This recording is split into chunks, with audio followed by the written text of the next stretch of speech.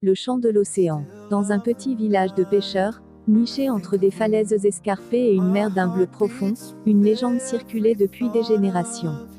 Elle parlait d'une sirène nommée Nissa, dont le chant pouvait envoûter les cœurs les plus endurcis. Certains affirmaient l'avoir entendue, mais personne n'avait jamais pu la voir. Un jour, Léo, un jeune pêcheur du village, se retrouva pris dans une tempête alors qu'il ramassait ses filets en pleine mer. Son bateau, malmené par les vagues, finit par chavirer, et Léo sombra dans les profondeurs glacées.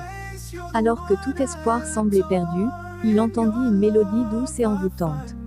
C'était une voix si pure qu'elle semblait calmer la colère de l'océan. Quand il ouvrit les yeux, il se trouvait sur une plage inconnue. Une jeune femme aux cheveux scintillants comme des perles et aux yeux d'un vert océanique était penchée sur lui. Elle avait un sourire mystérieux et, à la place des jambes, une longue queue recouverte d'écailles étincelantes. « Tu es en sécurité, humain », murmura Nissa. Léo, encore sous le choc, parvint à balbutier. « Tu es une sirène ». Nissa hocha la tête. Elle lui expliqua qu'elle avait entendu son cri dans les profondeurs et qu'elle ne pouvait l'ignorer. Mais son intervention avait un prix.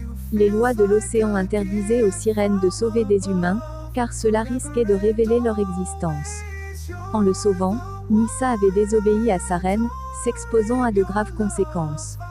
Touché par son sacrifice, Léo promit de ne jamais révéler son secret.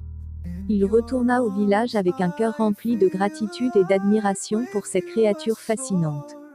Mais il ne pouvait pas oublier Nissa. Chaque soir, il retournait à la plage où il avait été sauvé, espérant entendre son chant ou apercevoir son éclat au clair de lune.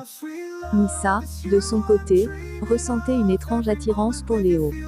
Bien qu'elle sache que leur monde ne pouvait se mélanger, elle ne pouvait s'empêcher de l'observer de loin. Mais un jour, les anciens de son peuple découvrirent son secret. Les humains sont des dangers pour notre existence, gronda la reine des sirènes. Tu as rompu nos lois, Nissa. Tu dois être punie. Pour protéger Léo, Nissa accepta son châtiment. Elle serait bannie des océans pour toujours et condamnée à vivre parmi les humains.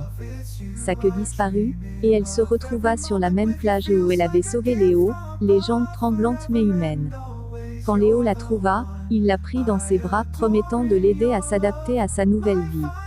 Ensemble, ils vécurent entre deux mondes, celui des humains, où Nissa découvrit la joie de marcher et d'aimer, et celui de la mer qu'il visitait souvent pour se rappeler d'où elle venait. Nissa ne pouvait plus chanter pour l'océan, mais son cœur, rempli d'amour et de sacrifice, racontait une histoire que ni l'homme ni la mer n'oublieraient jamais. Abonnez-vous à la chaîne pour voir des nouvelles histoires.